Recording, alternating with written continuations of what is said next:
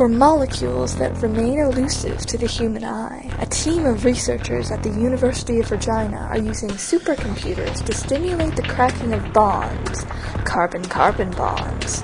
Professor Alan East and his team of researchers use computational chemistry to watch the chemical reactions during petroleum refining. Petroleum cracking is a part of refining, oil refining.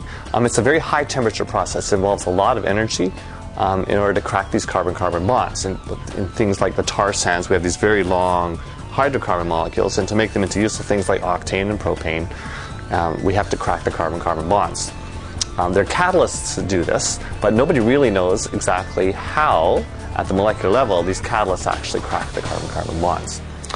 One of the advantages of computational chemistry is that we can simulate and model these things. We have computers that are fast enough to crank through all of those equations of physics in order to make good predictions about energy and barrier heights, transition state structures, and so we can actually find out how these catalysts are actually cracking those carbon-carbon bonds.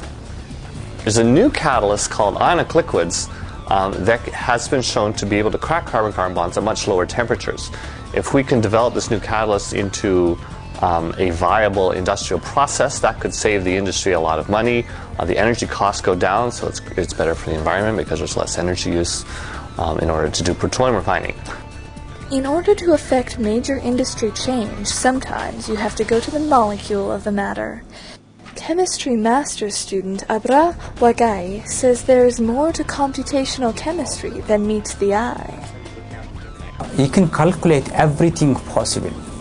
There is nothing that you cannot do using computations. You can do everything what is possible and what is not possible in an experiment.